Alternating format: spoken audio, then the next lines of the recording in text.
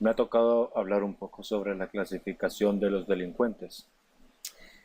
Esto por el doctor Bernardo de Quirós, profesor de la Facultad de Derecho, quien nos explica que lo mismo que no hay dos personas iguales dactiloscópicamente vistas, tampoco hay dos delincuentes que se repitan enteramente, pues si son muchos los datos que median en el signo dactilar individual, no son menos los que intervienen en la completa caracterización de un sujeto, sobre todo desde el punto de vista moral, pero no obstante, si no hay dos delincuentes iguales, en cambio puede haber alguno o muchos muy semejantes, relacionados por una especie de parentesco susceptible de ser sistematizado al modo de las clasificaciones y las genealogías animales, modelo e ideal que conseguir en el conocimiento de toda suerte de variedades humanas. Ciertamente, una clasificación es siempre un recurso artificial para llegar al conocimiento integral de una realidad inagotable y proteimorfa, pero así y todo, debidamente manejada, una clasificación puede ser siempre más o menos útil, reduciendo la realidad suficiente para llegar a comprenderla bien y procurarnos cierta especie de hilo de arácnida a través del laberinto de la creación de la vida. Al principio, César Lombroso, puesto que él fue el creador de la criminología, solo habla de criminales y de criminoloides, esto es de criminales verdaderos y de criminales atenuados. ¿Cómo así? En realidad, solo a estas dos grandes clases pudiera reducirse la historia natural del delito. Más tarde, muy poco después, Ferri eleva a cinco las dos clases originarias, con su conocida clasificación del mundo criminal, en las distintas variedades de los criminales locos, natos, habituales, pasionales y ocasionales. Sin duda, eh, es esta la más vulgarizada de todas las clasificaciones, la que más ha penetrado a través de las capas sociales permeables a la cultura contemporánea. Lombroso mismo lo aceptó al cabo, aunque sin abandonar nunca, en definitiva, el recuerdo de la original suya. El término de delincuente nato parece ser creación del frenólogo español Cubi, 20 años sobre poco más o menos anterior a la de Lombroso, pero hoy parece abandonarse con razón, pues si desde cierto punto de vista puede decirse que todos somos delincuentes natos, en cuanto nadie hay inmune totalmente al crimen. Después otros no es posible concebir un solo criminal nato, como una criatura humana condenada a ser siempre y en todo delincuente. Tras de Ferri llega Garofalo, que va a darnos una nueva clasificación de los delincuentes, derivada de su conocida fórmula del delito natural, como este es la ofensa a los sentimientos ultraístas fundamentales de piedad y de propiedad en la medida media en que los posee un determinado grupo social. Habrá, consiguientemente, tres grandes clases de delincuentes. Una, delincuentes privados del sentimiento de piedad. 2. Delincuentes privados del sentido de probidad. Y la 3. Una clase de delincuentes privados conjuntamente de piedad y de probidad. Los delincuentes sexuales iban comprendidos, al principio según Garofalo, en la clase primera, pero después con mejor juicio, Garofalo añadió con ellos una cuarta clase, la de los cínicos, aunque descompusiera un tanto la simetría de su clasificación en función con la fórmula de la que procedía. Después de estas tres primeras clasificaciones, entre 1876 y 1885, llegan otras y otras, innumerables, pero cada vez más complicadas y obscuras a través de conceptos difíciles Así, las clasificaciones endocrinológicas y las del psicoanálisis, la clasificación, o mejor dicho, el sistema de las 6 clasificaciones simultáneas de Exner es el remate de todo, volviendo un poco hacia el pasado, aunque ese no sea siempre mejor, como nos enseñaron a decir las imperecederas coplas de George Manrique. No sería posible reducir a una fórmula única las 3 primeras clasificaciones de los grandes maestros creadores de la criminología. Yo creo que sí, y ahora voy a intentarlo. Podríamos establecer en tres las divisiones primarias y fundamentales de las delincuentes: psicópatas, criminales y criminaloides. Los psicópatas son literalmente los enfermos mentales, o por lo menos los enfermos mentales efectos de hipofunciones, hiperfunciones o disfunciones, permanentes o transitorias, que alcanzan el sentido de responsabilidad personal de las propias acciones, fundando, como es sabio, en la capacidad de conocer el carácter ilícito del acto realizado, y en la de orientar la conducta propia siguiendo la misma percepción más que a la propia criminología. Incumbe a la psiquiatría la descomposición y enumeración de esta clase, en que denominan la epilepsia y la esquizofrenia. Pasamos ahora a la clase de criminales y criminaloides, que son para nosotros los más interesantes. El criminal verdadero no es distinto del criminal atenuado, criminaloide solo por la gravedad de la infracción o por la repetición de sus actos delictuosos.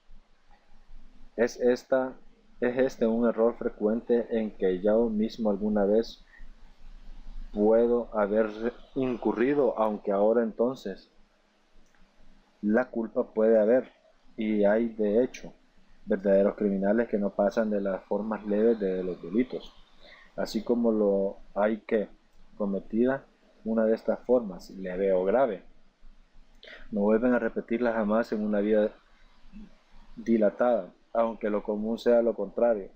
La característica diferencial entre criminales y criminaloides se refiere más bien a la espontaneidad de hecho criminal, o por lo contrario, al carácter provocado del mismo.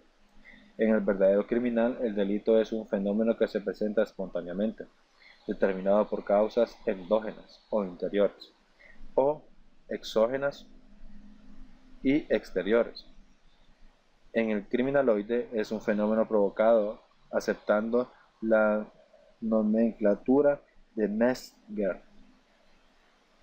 Se podría decir que el criminal es un delincuente de carácter y el criminaloide un delincuente de situación, en que el crimen no vuelve a repetirse superando la situación crítica que la provoca. Y antes de Metzger, el psicoanálisis, habiendo señalado incluso con las mismas palabras tan fundamental distinción bosquejada, ya la reparación efectiva entre criminales y criminaloides, tomemos en consideración cada una de las dos clases, criminales endógenos y exógenos, según hemos ya dicho. La formación endógena del verdadero criminal es sin duda la más impresionante, sobre todo cuando se presenta en sus formas puras, excepcionales, inimaginables en un sujeto, creado como el príncipe Siddhartha Gautama, el Gorosio Buda, en su infancia, en su adolescencia, siempre en un verdadero jardín de verdad, de bondad y de belleza, y que de improviso desconcierta y desespera a todos con la eclosión de un acto feroz o depravado eco de un atavismo remoto, de una desdicha lostadoxia en que se le engendró, o de cualquier otra forma oscura y desdicha de la naturaleza. Eh, Podríamos decir que es muy rara esta variedad. No lo es tanto. La clase de los verdaderos criminales de formación puramente exógena por causas sociales, ni tampoco la de los que en su formación obedecen a causas dobles, interiores y exteriores, es en estas dos subclases en las que se expresan de un modo tan característico como repulsivo los atributos, los rasgos adquiridos del criminal, tales como el apodo, la mascarilla alcohólica o estupefaciente, los estigmas de enfermedades vergonzantes, las cicatrices traumáticas, el tatuaje y el habla jergal, cuajada de términos blasfemos, obscenos o coprolácticos. Hasta aquí, como se ve, venimos utilizando la clasificación y la terminología de Lombroso y de Ferri. Ahora debemos recurrir a la de Garáfolo. En todo caso, así en los verdaderos criminales como en los criminaloides y en tanto en los criminales de formación interior cual en los de formación externa suele producirse una verdadera sistematización de la conducta delictuosa en un determinado estilo, compuesto a la vez de una cierta manera de delinquir y de un motivo insistente en la delincuencia. Ciertamente se presentan no raros casos de tipo indiferentes a toda indiferencia, a toda especialización criminal, politropos, según el tecnicismo de Exner, que alternan dos, tres o más órdenes de delitos distintos y hasta lejanos, pero lo general es lo contrario, o sea, la especialización en un grupo homogéneo de infracciones en una verdadera división del total trabajo del delincuente, como lo patológico o anormal. No es la más de las veces sino una exageración, una disminución o una cualquier otra alteración de lo normal o fisiológico. La criminología, repitiendo la economía general de la vida, nos muestra frente a las tres reglas, frente a las tres grandes funciones orgánicas de nutrición, de reproducción y de la realización de tres géneros fundamentales de delincuencia, a saber, delincuencia de codicia, de lascividad y de la lucha. Los dos primeras, o sea, la delincuencia de codicia y de la lasciva, componen la delincuencia que debemos llamar primaria, elemental y irreductible, en tanto a la delincuencia de lucha merecería el nombre de secundaria, porque se lucha siempre y por tanto se delinque cuando la lucha es desleal, por el dinero, por la mujer o finalmente por el poder, la dominación o más o menos amplia y elevada, que es un postrer valor en la vida. La delincuencia primaria o elemental nos ofrece las series de los ladrones, los estafadores y los falseadores, entre los más constantes y frecuentes de los que determinan la codicia. A su vez, entre la lascivia, las de los violadores, los estupradores, los raptores, los corruptos sexuales.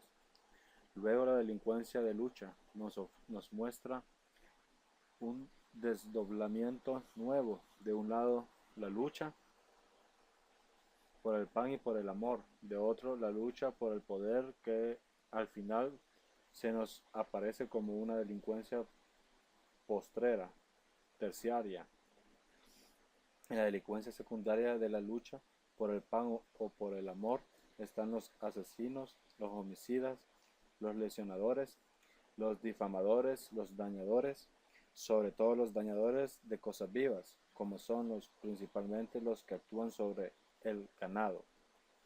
Asesinos y homicidas son dos tipos a la vez análogos e inversos, diferenciados en el sentido de que siendo los unos reflexivos premeditados, fríos por tanto, y los otros impulsivos arrebatados, los primeros recordando la clasificación y nomenclatura de ingenieros. El criminalista argentino podrían clasificarse como distímicos y los segundos como disbúlicos, o sea, los asesinos como padecimiento una perturbación en el orden moral de los sentimientos, y los simplemente homicidas como víctima de una perturbación en el mecanismo de la voluntad de la acción que suprime o actúan a ellos los frenos inhibitorios. En cuanto a los difamadores, sus puestos en efecto en este sin que en manera alguna pueda aproximárseles a otro género, cuando en una de sus frases desgarradoras y de gran efecto hace decir al moro de Venecia o a Otelo las conocidas palabras: quien me roba la fama no se enriquece, y a mí me deja pobre. Puede engañarnos el difamador, no trata nunca de robar, sino de herir, en uno de los puntos más vivos de la persona, que es la honra. Los ladrones y los asesinos parecen formar una par antagónica, contraria la más de las veces, así en lo físico como en lo moral. Si el punto de honra del ladrón suele ser el de no haberse manchado nunca las manos de sangre, el del asesino es el de no haberse robado nunca.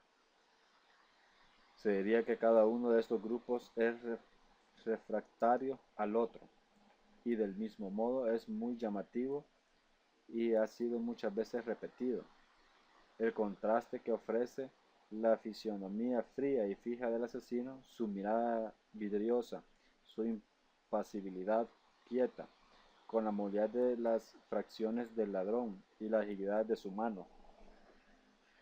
Cuando por excepción el robo y el homicidio se mezclan, como diría un mineralogista, se cruzan en la agresión criminal, tenemos el tipo polítropo de Garáfalo, llamado los violentos, tales como los salteadores, los gracitori del autor italiano. La delincuencia que hemos llamado terciaria, de lucha trascendental y no elemental, como los anteriores, procede sobre todo los tipos de rebeldes y de opresores. Habiendo hablado un poco sobre la tipología de la delincuencia, licenciado docente, aquí les muestro mi aportación sobre este tema.